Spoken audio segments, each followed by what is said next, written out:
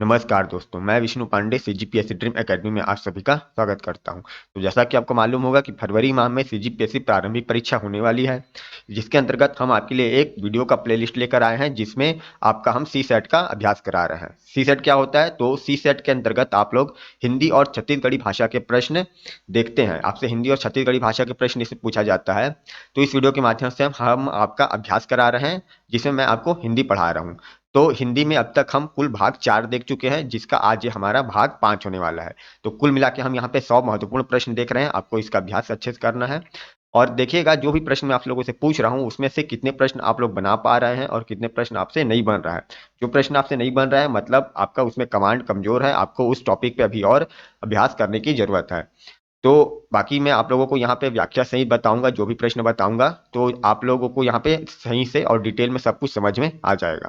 तो चलिए यहाँ पे हम अपना 5वां भाग शुरू करते हैं। दोस्तों, जैसा कि आप जान रहे हैं कि 12 फरवरी को सीजीपीएससी का एग्जाम होना है, आरंभिक परीक्षा का, और 29 जनवरी को सब इंस्पेक्टर का परीक्षा होना है। तो इसी के लिए हमारे एकेडमी द्वारा टेस्ट सीरीज लाया गया है। यह टेस्ट सीरीज आपको सब इंस्पेक्टर के लिए कल से प्रारंभ हो जाएगा। 19 जनवरी से कल से टेस्ट सीरीज प्रारंभ हो जाएगा। और यदि हम सीजीपीएससी का प्रारंभिक परीक्षा की बात करें, ये 15 जनवरी से प्रारंभ हो चुका है। यदि हम सीजीपीएससी प्रारंभिक परीक्षा की बात करते हैं तो इसका फीस 399 रुपीज है। तो यदि कोई विद्यार्थी इच्छुक है टेस्ट सीरीज लेने के लिए, तो वो हमें इन नंबर पर व्हाट्सएप या कॉल कर सकते हैं। ठीक, आपको ऑनलाइन पेमेंट करना पड़ेगा। और जो सीजीपीएससी का जो टेस्ट है, इसमें आपको कुल 10 टेस्ट मिलेंगे। और ये जो 10 टेस्ट है, इसका आपको पीडीएफ मिलेगा और साथ ही साथ इसका आपको एक मॉडल आंसर भी प्रोवाइड कराया जाएगा। ठीक है, तो यहाँ पे डेट दिया गया है। तो अभी अगला जो टेस्ट है वो 19 जनवरी को है। यदि आप आज एनरोल करते हैं तो आपका जो पुराना जो टेस्ट हो चुका है, वो टेस्ट भी आपको मिल जाएगा। ठीक है, केवल केवल 399 रुपीज में। और यदि आपको पैसा संबंधित कुछ इशू है तो भी आप संपर्क कर सकते हैं, आप बता सकते हैं, तो इसमें भी कुछ परसेंट ठीक डिस्काउंट भी आपको मिल जाएगा। ठीक है दोस्तों, और यदि आप सब इंस्पेक्टर का टेस्ट सीरीज लेना चाहते हैं तो ये बहुत ही मिनिमम कॉस्ट में रखा गया है। ये मात्र 99 रुपीज में आपको मिल जाएगा। ठीक, इसमें कुल 8 टेस्ट है। इसका भी आपको पीडीएफ मिलेगा और इसका एक मॉडल आंसर भी आपको मिलेगा। ठीक, जो टेस्ट होगा वो एग्जाम के पैटर्न के अनुकूल होगा। जैसा सिलेबस आपको मिलेगा देखने को, उसी सिलेबस के अकॉर्डिंग ही आपको टेस्ट देखने को मिलेगा। यहाँ पे हम सब इंस्पेक्टर की बात करते हैं तो आपका जो 19 तारीख यानी कि कल जो टेस्ट होगा, भारत का सामान्य अध्ययन का होगा। उसके बाद छत्तीसगढ़ का सामान्य अध्ययन होगा, फिर कंप्यूटर के सामान्य जानकारी, फिर मैथ्स रीजनिंग का होगा, फिर हिंदी इंग्लिश का होगा। और उसके बाद जो मॉडल टेस्ट है, आपको पता होगा कि 100 प्रश्न होंगे। और ये जो 100 प्रश्न है 300 मार्क्स का होगा। ठीक है, यानी कि एक प्रश्न जो है 3 अंक का है। तो सिलेबस आप देख लीजिएगा, सिलेबस के अकॉर्डिंग ही रहेगा ये टेस्ट। और यदि आप टेस्ट सीरीज ज्वाइन करना चाहते हैं तो आप हमें इन नंबर पर संपर्क कर सकते हैं। ठीक, फिर से बता दूं, सब इंस्पेक्टर के लिए 99 रुपीज है और प्रारंभिक परीक्षा के लिए 399 यानी कि 400 रुपीज है। ठीक है, और कोई क्वेरी होगा तो आप हमारे दिए गए नंबर पे कॉल कर सकते हैं या व्हाट्सएप कर सकते हैं। ठीक है दोस्तों, चलिए। तो देखिए, हमारा पहला प्रश्न है कि विशेषण का प्रयोग कब होता है। विशेषण का प्रयोग कब होता है? विशेष से पहले होता है या विशेष के बाद होता है, या ए और बी दोनों परिस्थितियों में, मतलब विशेष से पहले भी और बाद में भी, या फिर कोई नहीं। तो देखिए, इसका उत्तर पहले मैं बता देता हूं आपको। विशेषण का प्रयोग कब होता है? तो विशेष से पहले भी हो सकता है, विशेष के बाद भी, यानी इसका उत्तर हो जाएगा सी, ए और बी दोनों परिस्थितियों में। अब कैसे पता चला? तो देखिए, सबसे पहले आपको पता होना चाहिए कि विशेषण क्या होता है, विशेष क्या होता है। तो समझते हैं इस चीज को। देखिए, विशेषण का मतलब होता है, विशेषण का मतलब होता है जो किसी भी चीज की विशेषता बताए। विशेषण का मतलब ही क्या होता है? विशेषता बताने वाला। अब विशेषता बताता है, किसी चीज की विशेषता बताएगा, तो जिस चीज की विशेषता बताई जाती है उसको क्या कहते हैं? उसे ही विशेष कहते हैं। विशेष मतलब याद रखिएगा, यहां मैं लिख देता हूं, जिसकी विशेषता बताई जाए। अब देखिए, इसका उदाहरण देख लेते हैं क्या हुआ। जैसे मान लेते हैं कि काले बादल पानी बरसाए। यहाँ पे मैं एक उदाहरण ले लेता हूँ। जैसे मान लीजिए लिखा है काले बादल पानी बरसाए। अब देखिए, यहाँ पे क्या बोल रहा है कि काले बादल पानी बरसाए। अब यहाँ पर देखिए काले बादल, यहाँ पे ध्यान से अगर आप देखेंगे तो बादल के बारे में कुछ बताया जा रहा है। बादल क्या है? काले हैं। तो जो काले हो जाएगा वो क्या हो जाएगा? इस बादल की विशेषता बता रहा है कि वो बादल कैसे हैं, तो बादल काले हैं। तो ये जो काले शब्द है ये हो जाएगा हमारा विशेषण। और ये काले किसके बारे में बात कर रहा है? बादल के बारे में, कि बादल काले हैं। तो किसकी विशेषता बताया? बादल की विशेषता। तो जो बादल है, बादल हमारा हो जाएगा विशेष्य। तो इस तरीके से ये विशेष्य होता है जिसकी विशेषता बताई जाती है, और जो विशेषता बताई जाती है वो उस विशेषता को विशेषण कहते हैं। तो देखिए अब क्या होगा, यहाँ पे पूछ रहा था कि विशेष से पहले इस्तेमाल किया जाता है विशेषण या फिर विशेष्य के बाद। तो देखिए एक उदाहरण तो हमने देख लिया कि विशेष्य से पहले किस तरीके से प्रयोग किया जाता है। तो यहाँ पे देखिए जैसे काले बादल पानी बरसाए, तो यहाँ पे पहले बादल की विशेषता बताया है विशेष्य से पहले। अब एक और उदाहरण देख लेते हैं। जैसे मान लीजिए लिखा हूं मैं कि मान लीजिए राहुल बुद्धिमान है। राहुल क्या है? बुद्धिमान है। अब देखिए यहाँ पे राहुल के बारे में बात किया जा रहा है कि राहुल क्या है? बुद्धिमान है। तो राहुल है बुद्धिमान। देखिए ये जो बुद्धिमान है ये राहुल की विशेषता बताया जा रहा है कि राहुल कैसा है? बुद्धिमान है। तो जो बुद्धिमान शब्द है ये यहाँ पे क्या हो गया? विशेषण हो गया। और ये विशेषता किसकी बताई गई है? राहुल की। तो जो राहुल है वो क्या हो जाएगा? विशेष्य हो जाएगा। तो आप देखिए यहाँ पे पहले उदाहरण में हमने देखा था कि जो विशेषण था वो विशेष्य से पहले लगा था। इस वाले उदाहरण में हम देख सकते हैं जो विशेषण है वो विशेष्य के बाद लगा है। इसका मतलब हम विशेषण का प्रयोग विशेष्य से पहले भी कर सकते हैं और विशेष्य के बाद भी कर सकते हैं। इसका सही उत्तर क्या हो गया? ए और बी दोनों परिस्थितियों में। तो चलिए अगला प्रश्न देखते हैं। अगला प्रश्न है कि पीली साड़ी दुकान के खरीदी है। इस वाक्य में विशेषण और विशेष्य कौन सा है? देखिए ये इस वाक्य को ध्यान से देखिए। पीली साड़ी दुकान के खरीदी है, ये दुकान से खरीदी है ऐसा होना चाहिए था, थोड़ा सा मिस्टेक हो गया प्रश्न में। पीली साड़ी दुकान से खरीदी है। अब हमको बताना है कि इसमें विशेषण क्या है और विशेष्य क्या है। तो देखिए बात किस चीज की हो रही है? पीली साड़ी। तो देखिए देखा जाए तो यहाँ पे बात हो रही है साड़ी की। तो साड़ी के बारे में कुछ बताया जा रहा है कि पीली साड़ी। देखिए साड़ी कैसी है? साड़ी पीली है। साड़ी की विशेषता बताया जा रहा है कि साड़ी कैसी है? पीली है। तो ये जो पीली कलर के बारे में बताया गया है ये हो जाएगा हमारा विशेषण। और विशेष्य क्या हो जाएगा? साड़ी। किसके बारे में बात किया जा रहा है? साड़ी के बारे में। तो जिस चीज की विशेषता बताई जाए वो क्या हो जाता है? विशेष्य। तो इस हिसाब से क्या हो गया, पहले हमको विशेषण बताना फिर विशेष्य। तो पहले हो जाएगा विशेषण यानी पीली, उसके बाद विशेष साड़ी। तो इसका सही उत्तर क्या हो जाएगा? पीली साड़ी। यहाँ पे विशेषण क्या है? पीली, और विशेष्य है साड़ी। इसका उत्तर हो जाएगा ए। ये देखिए अगला प्रश्न देख लेते हैं। अगला प्रश्न है हमारा, मैं आज नहीं पढ़ूंगा में कौन सा वाक्य है? देखिए मैं आज नहीं पढ़ूंगा, यहाँ पे नहीं पढ़ूंगा बोल दिया। तो याद रखिएगा जहां पे भी नहीं जुड़ जाएगा शब्द, मतलब यहाँ पे क्या हो रहा है अगर आप ध्यान से देखेंगे, वो किसी कार्य को करने से मना कर रहा है कि मैं आज ये कार्य नहीं करूंगा, मैं आज नहीं पढ़ूंगा। तो जहां भी याद रखिएगा जहां पे कार्य को न करने का आदेश दिया जाए उसे क्या कहते हैं? उसे कहते हैं हम निषेधवाचक वाक्य। तो इस हिसाब से इसका सही उत्तर क्या हो जाएगा? ए, निषेधवाचक वाक्य। देखिए निषेधवाचक वाक्य ये नोट है, इसे आप लिख सकते हैं। आप लोग क्या किया कीजिए कि जो भी हम बताते हैं उसे आप चाहे तो एक पूरा नोट्स बनाकर लिख सकते हैं, आपके काम आएगा। तो देखिए निषेधवाचक वाक्य क्या, ये जो मैंने अभी बताया उसका परिभाषा लिखा हुआ है। अगला प्रश्न देखते हैं हमारा, वर्णों के समूह को क्या कहते हैं? देखिए वर्णों के समूह, तो वर्णों के समूह को याद रखिएगा वर्णमाला कहते हैं। वर्णों से मिलकर क्या बनता है? वर्णमाला। तो सही उत्तर क्या हो गया? सी, वर्णमाला। तो अगला प्रश्न देखिए हमारा है कि प वर्ग का उच्चारण स्थान कौन सा है?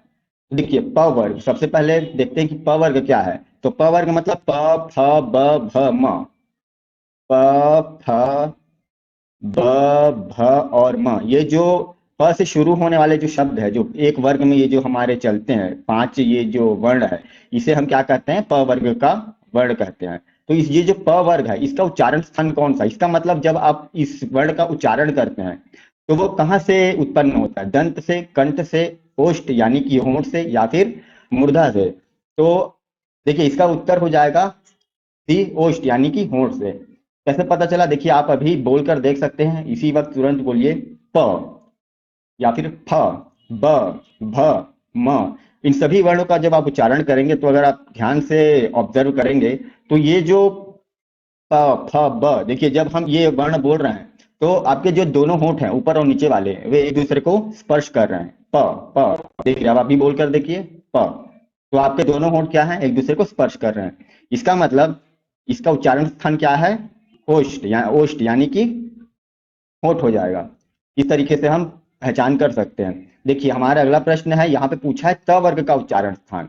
अब त वर्ग का उच्चारण स्थान मतलब सबसे पहले त वर्ग क्या हो जाएगा, त थ द ध और न, त थ द ध न, ये क्या होता है हमारा त वर्ग का वर्ण होता है। अब इसका उच्चारण आप करके देखिए, अभी तुरंत आप इसका उच्चारण कीजिए त, ध्यान से ऑब्जर्व करेंगे त थ द ध न। आप ध्यान से अगर फील करेंगे तो आपका जो जीभ है, जीभ का ये जो अग्र भाग होता है, आप देखिएगा जो जीभ का अग्र भाग है, ये आपके जो ऊपर वाले दांत है, ऊपर वाले दांत के पिछले हिस्से को ये स्पर्श करता है। तो ये दंत को स्पर्श कर रहा है, इसलिए इसका सही उत्तर क्या हो जाएगा, बी दंत। तो इसका उच्चारण स्थान क्या है, त वर्ग का, त वर्ग का उच्चारण स्थान होता है दंत। तो अगला प्रश्न अब देख लेते हैं। अगला प्रश्न में पूछा है कि पृथ्वीराज रासो किस काल की रचना है। देखिए पृथ्वीराज रासो, याद रखेंगे ये जो पृथ्वीराज रासो है ये बहुत ही प्रसिद्ध ग्रंथ है। ये आदि काल में इसकी रचना हुई है, मतलब आदि काल की रचना है हमारी पृथ्वीराज रासो। इसके बारे में कुछ देख लेते हैं जानकारियां। सबसे पहले आप लोग को पता, मैंने बता दिया कि पृथ्वीराज रासो जो है ये क्या है, आदिकाल की रचना है। दूसरा आप इसको याद रखिएगा कि आदिकाल क्या है, तो आदिकाल याद रखेंगे कि जो 650 ईस्वी से लेके 1350 ईस्वी तक का जो काल है इसे हम आदिकाल के नाम से जानते हैं। और ये जो ग्रंथ है हमारा पृथ्वीराज रासो, ये आदिकाल का सबसे प्रसिद्ध ग्रंथ है। ये भी कभी कभी प्रश्न में पूछता है, तो इसको भी आप याद रखिएगा। इसके अलावा एक और पॉइंट मैं आपको बताता हूं कि पृथ्वीराज रासो के जो रचयिता है, याद रखिएगा पृथ्वीराज रासो के जो रचयिता है वो कौन है, वो है चंद-बर-दाई। याद रखेंगे कौन है, चंद-बर-दाई, तो इसके रचयिता है। तो ये भी कभी कभी प्रश्न में पूछ देता है, तो इसको भी आप याद रखेंगे। अब अगला प्रश्न देखते हैं कि परिवार किस संज्ञा का उदाहरण है। परिवार, देखिए परिवार शब्द को अगर आप ध्यान से देखेंगे, बताइए क्या है ये, क्या जाति है या फिर ये एक भाव है या ये कोई व्यक्ति का नाम है या फिर ये कोई समूह है। तो परिवार क्या है, जाति तो नहीं है, ना ही ये किसी प्रकार का भाव है, ना ही ये किसी व्यक्ति का नाम है, ये क्या है, ये समूह है। तो ये हो जाएगा समूहवाचक संज्ञा। इसका सही उत्तर क्या हो जाएगा, डी समूहवाचक संज्ञा। देखिए समूहवाचक संज्ञा क्या होता है, थोड़ा सा हम जानते हैं इस बारे में। तो देखिए समूहवाचक संज्ञा वो होता है कोई भी ऐसा शब्द जो किसी व्यक्ति या वस्तु के समूह होने का बोध कराए। जैसे कि भीड़, अगर मैं बोलता हूं कि भीड़, तो भीड़ क्या है, भीड़ का शब्द सुनते ही आपके दिमाग में आता है बहुत सारे लोग जो कि खचाखच कहीं पे भरे हुए हैं। तो भीड़ शब्द से क्या पता चल रहा कि एक से ज्यादा लोग हैं वहां पे, तो पूरा एक समूह को बता रहा है, तो ये समूहवाचक संज्ञा हो जाता है। इसके अलावा मेला, जैसे हम बोलते हैं मेला, मेला भी क्या होता है, बहुत सारे लोगों का और वस्तु का समूह होता है, तो वो भी क्या हो जाएगा, आपका समूहवाचक संज्ञा हो जाएगा। तो इस तरीके के जो भी शब्द होते हैं वो किस में आते हैं, आपके समूहवाचक में आते हैं। कक्षा, कक्षा भी क्या होता है, बहुत सारे बच्चों का समूह होता है जहाँ पे सभी के सभी बैठ कर आपस पढ़ते हैं। परिवार इसी तरीके से, अभी जो हमने शब्द देखा, परिवार भी क्या है, परिवार एक इंसान से नहीं, बहुत सारे लोग होते हैं एक परिवार में, तो ये भी एक समूह को दर्शा रहा है। तो ये सारे इस तरीके के जो शब्द होते हैं जो किसी समूह को दर्शाते हैं वे क्या होते हैं, समूहवाचक संज्ञा कहलाते हैं। अब अगला प्रश्न देखते हैं। देखिए मोर नाच रहा है, इस वाक्य में मोर है, तो देखिए मोर नाच रहा है, इस वाक्य में मोर क्या है, तो क्या मोर कोई भाव है या वो किसी व्यक्ति का नाम है या फिर वो कोई द्रव्य यानी कि पदार्थ है या फिर वो कोई जाति है। तो याद रखिएगा, देखिए कभी भी अगर किसी जानवर की बात की जाए, जैसे कि मोर या गधा, हाथी, भेड़, बकरी, ये सारे किस में आते हैं, ये सारे जातिवाचक संज्ञा में आते हैं क्योंकि ये जाति है। देखिए जाति कैसे पता चला, जातिवाचक क्या होता है, तो कोई भी एक ऐसा शब्द जो किसी भी प्राणी या वस्तु की जाति का बोध कराता है उसको हम जातिवाचक संज्ञा कहते हैं। जैसे कि मान लीजिए मनुष्य, अब हमें पता है कि मनुष्य क्या है, तो देखिए मनुष्य एक प्रकार का जाति है जिसमें बहुत सारे लड़का, लड़की, आदमी, औरत, इस तरीके बच्चे, बूढ़े, बहुत सारे लोग होते हैं, इन सभी को हम मनुष्य कहते हैं। तो मनुष्य क्या है, होता है एक जाति होता है। ठीक इसी प्रकार से अगर हम बोले जैसे कि घर, घर भी एक जाति में आता है, छोटा घर, बड़ा घर, ठीक है, बिल्डिंग और मकान, ये वो बहुत सारी चीजें आती है। तो घर भी एक प्रकार का जाति होता है। ठीक है, जैसे मैंने कहा कि किसी भी जानवर की बात की जाए, जैसे मान लो मैं बोल दिया गाय, तो गाय क्या है? गाय भी एक प्रकार की जाति है जिसमें अलग अलग नस्ल की गाय होती है, काली गाय, सफेद गाय, चितकबरी गाय और बहुत सारे पता नहीं क्या क्या। तो गाय भी क्या है? एक प्रकार का जाति है। पहाड़, याद रखिएगा, पहाड़, पर्वत, नदी, तालाब, जंगल, ये सारे के सारे किस में आते हैं? जातिवाचक संज्ञा में आते हैं, क्योंकि ये सारे के सारे जाति हैं। जंगल भी कई प्रकार के जंगल होते हैं, अलग अलग प्रकार के, लेकिन कहते सबको क्या है? जंगल कहते हैं। ठीक है, तो इस तरीके से ये सारे किस में आएंगे? जातिवाचक संज्ञा में। तो अगला प्रश्न अब देख लेते हैं हमारा, उस वाक्य का चयन कीजिए जो कि क्या है? अशुद्ध है। तो देखिए, सबसे पहले पढ़ते हैं हम, कौन सा वाक्य है, पता चल जाएगा। गीता सबसे श्रेष्ठतम ग्रंथ है, दूध में क्या पड़ गया, वहां पहुंचने की व्यवस्था करें, मंत्रों का सही उच्चारण करो। देखिए, अब इसमें से अशुद्ध कौन सा है? तो देखिए, हमारा जो ए वाला है, ए, गीता सबसे श्रेष्ठतम ग्रंथ है, ये अशुद्ध है। अब ये अशुद्ध क्यों है? तो देखिए, यहाँ पे बोल रहा है सबसे श्रेष्ठतम ग्रंथ, मतलब सबसे श्रेष्ठ बताया जा रहा है गीता को। अब देखिए, सबसे श्रेष्ठतम ग्रंथ यहाँ पे लिखने का जरूरत ही नहीं था, क्योंकि श्रेष्ठतम का मतलब ही होता है सबसे श्रेष्ठ। तो सबसे श्रेष्ठ जब हमने पहले ही बोल दिया, श्रेष्ठतम हमने लगा दिया, तो उसके आगे सबसे लगाने का कोई मतलब ही नहीं है। तो यहाँ पे अगर हम सबसे फिर से लगा देंगे तो एक ही चीज को बार बार लिखना हो गया। तो ये इस तरीके से क्या है? हमारा अशुद्ध वाक्य है। शुद्ध वाक्य में हम किसी भी चीज को बार बार नहीं बताते। अगर हम इसे सबसे शब्द यहाँ पे अगर हम लगाना चाहते हैं, तो फिर हमें इसे ऐसा लिखना पड़ता कि गीता सबसे श्रेष्ठ ग्रंथ है। इस तरीके से हम इसको लिख सकते थे कि गीता सबसे श्रेष्ठ ग्रंथ है, तो सबसे श्रेष्ठ हो गया यहाँ पे। लेकिन अगर हमने श्रेष्ठतम लगा दिया, तो श्रेष्ठतम का मतलब ही हो जाता है सबसे श्रेष्ठ, तो फिर वहां पे सबसे शब्द नहीं आएगा। तो इसलिए इसका सही उत्तर क्या हो गया? गीता सबसे श्रेष्ठतम ग्रंथ है, यह वाक्य अशुद्ध है। अब देखते हैं अगला प्रश्न है हमारा कि छ, छतरी वाला छ, त्र और ज्ञ, क्षत्रिय वाला छ, त्र और ये ज्ञ, ये तीनों कौन से व्यंजन है? संयुक्त व्यंजन है, ऊष्म व्यंजन है, तवर्गीय व्यंजन है, या फिर इनमें से कोई नहीं है? तो देखिए, सबसे पहले इसका उत्तर बता देता हूं। इसका सही उत्तर हो जाएगा ए, संयुक्त व्यंजन। देखिए, पता कैसे चला? तो याद रखिएगा, जो संयुक्त व्यंजन होता है वो क्या होता है? संयुक्त व्यंजन दो या दो से अधिक व्यंजन जब मिलकर किसी नए व्यंजन का निर्माण करते हैं, तो उसे हम संयुक्त व्यंजन कहते हैं। अगर इसका उदाहरण की बात करें तो देखिए, जैसे त्र है, त्र क्या होता है? त और र, इन दो शब्द से मिलकर बनता है आपका त्र। ठीक है, तो देख सकते हैं जैसे त्र एक व्यंजन है, लेकिन ये इन दो व्यंजनों से मिलकर बना है, त और र। तो इस तरीके से हम क्या देखते हैं कि अलग अलग प्रकार के व्यंजन मिलकर जब एक अन्य नए प्रकार के व्यंजन का निर्माण करते हैं, तो इसे हम संयुक्त व्यंजन कहते हैं। अब एक चीज याद रखिएगा, जो संयुक्त व्यंजन होता है, इसमें जो पहला वाला शब्द होता है, ये हमेशा स्वर रहित होता है। देखिए, यहाँ पे लिखा दिया है, पहला शब्द हमेशा क्या होता है? स्वर रहित होता है, और जो दूसरा व्यंजन होता है वो क्या होता है? स्वर सहित होता है। अब इसका क्या मतलब हुआ? तो देखिए, जैसे यहाँ पे आप देख सकते हैं त, तो ये आधा त है, देखिए आधा त, तो त में अ नहीं लगा है। जैसे मैं बोलूं र, तो र आ रहा है, इसमें स्वर भी जुड़ा हुआ है। कौन सा स्वर जुड़ा है? अ। लेकिन त, त को हम पूरा त नहीं पढ़ रहे हैं, त आधा त है। देखिए, तो आधा त है, तो यहाँ पे जो अ है, अ यहाँ पे नहीं लगेगा। तो इसका मतलब यही होता है, स्वर रहित मतलब वो आधा है, और स्वर सहित मतलब ये पूरा है यहाँ पे। ठीक, चलिए अगला प्रश्न देखते हैं। पृथ्वी कौन सा शब्द है? तत्सम है, तद्भव है, देशज है, या इनमें से कोई नहीं? तो देखिए, जो पृथ्वी है वो तत्सम शब्द है, इसको आप याद रखिएगा। तत्सम शब्द क्या होता है, थोड़ा सा बता देता हूं।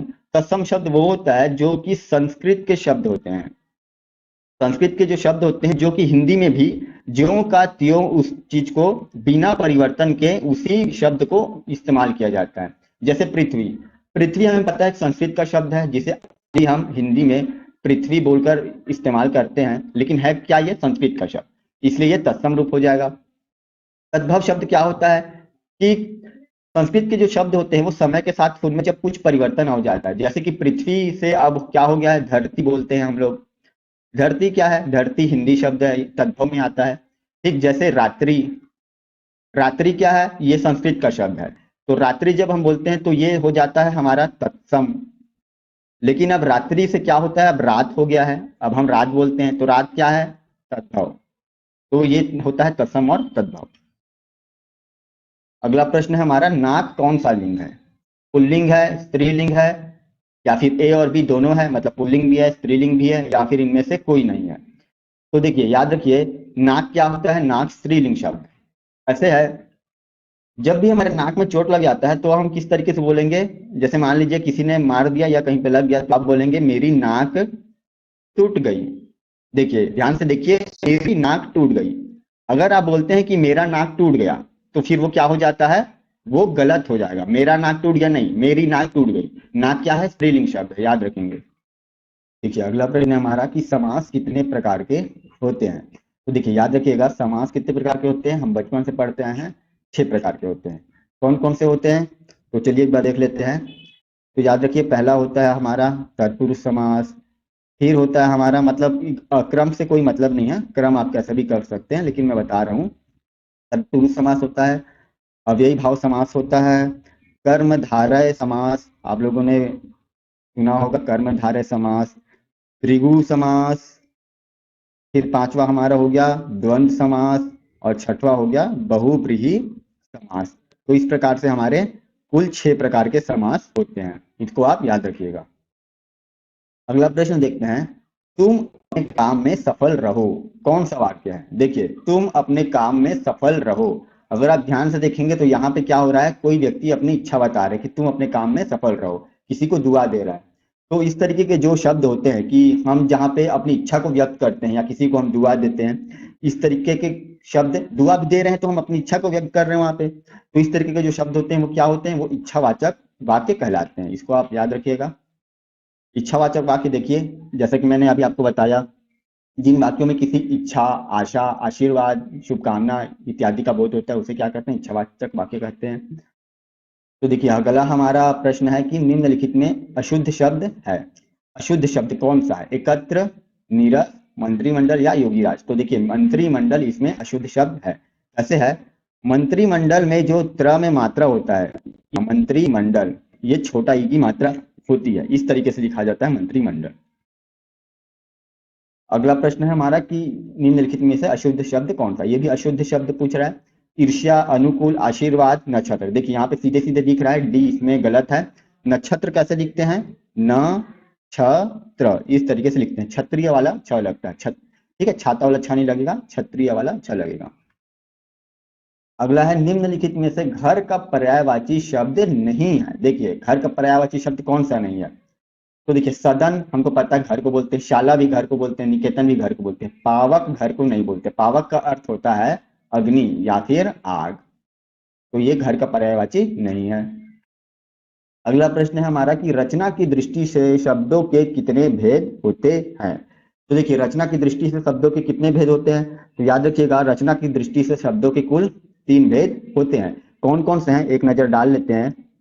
देखिए पहला होता है हमारा रूढ़ शब्द, दूसरा होता है यौगिक शब्द, और तीसरा होता है हमारा योग रूढ़ शब्द। इस चीज को आप याद रखिएगा, चाहे तो आप नोट करके रख सकते हैं। इसके बारे में थोड़ा सा जानते हैं। देखिए रूढ़ शब्द वे होते हैं जिनका की एक निश्चित अर्थ होता है, लेकिन वो क्या होते हैं, उन्हें जब हम 2 भागों में विभाजित कर देते हैं तब फिर उसका कोई मतलब नहीं रह जाता। फॉर एग्जाम्पल देखिए, जैसे कि उदाहरण के लिए नाक। अब नाक एक निश्चित अर्थ होता है, लेकिन जब हम इसे 2 भागों में विभाजित कर देंगे, ना और क, तो देखिए ना का अपना कोई अर्थ नहीं होता और क का कोई अर्थ नहीं होता। ये किस में आते हैं? ये रूढ़ शब्द कहलाते हैं। दूसरा होता है यौगिक शब्द। यौगिक शब्द वो होता है जो 2 शब्दों से मिलकर बनता है और उसका एक अर्थ होता है, लेकिन जब हम उसे विभाजित कर देते हैं तब भी उन दोनों विभाजित शब्दों के भी अलग अलग अर्थ होते हैं। जैसे कि डाकघर। देखिए डाकघर, डाकघर का एक अर्थ होता है, डाकघर सभी को पता है क्या होता है। अब अगर हम इसको विभाजित कर दें 2 भागों में, तो ये हो जाएगा डाक प्लस और धन घर।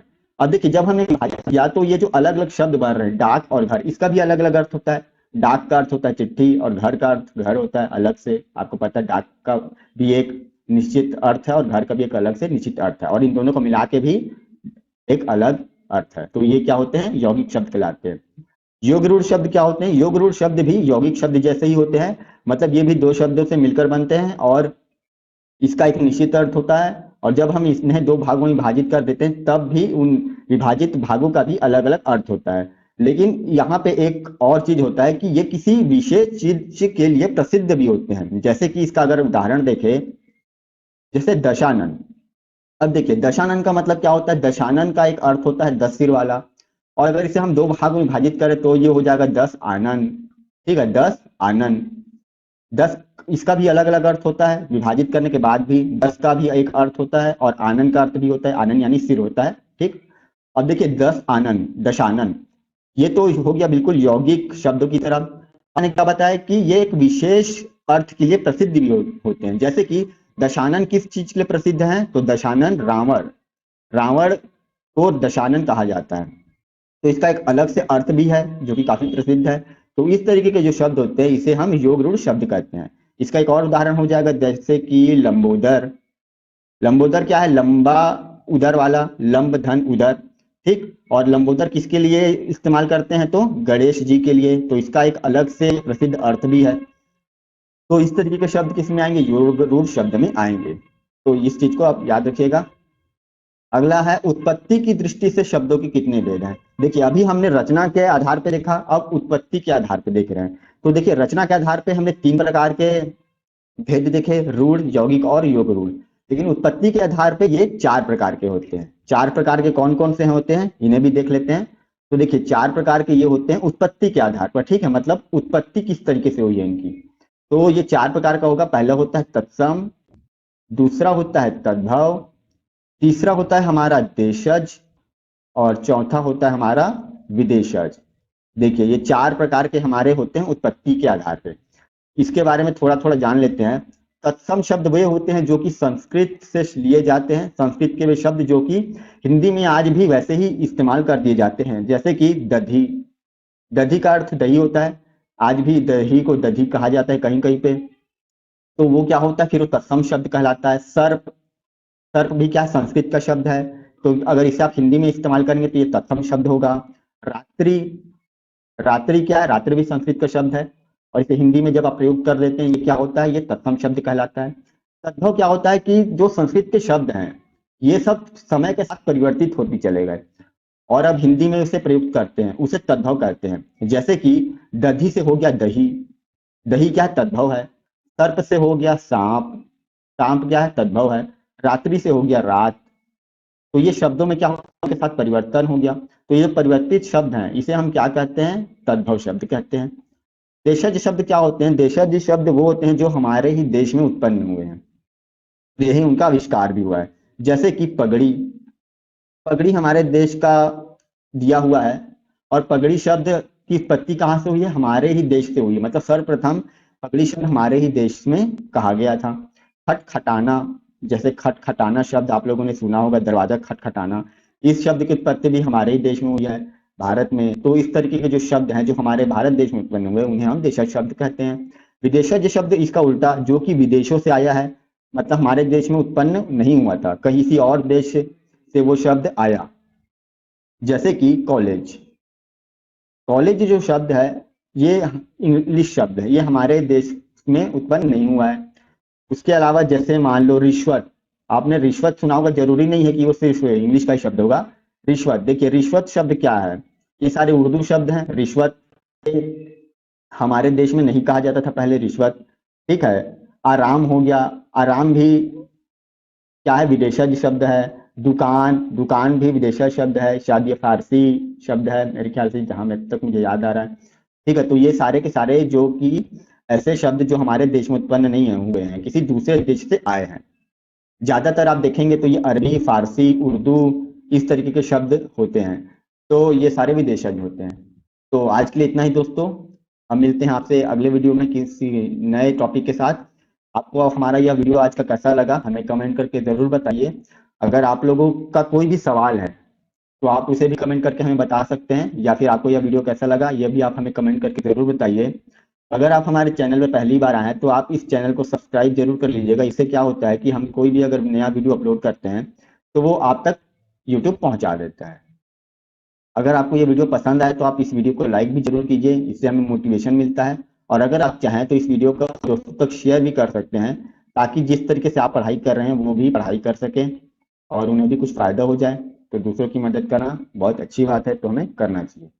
तो ठीक है, हम मिलते हैं आपसे अगले वीडियो में। तब तक के लिए पढ़ते रहिए, सीखते रहिए। धन्यवाद।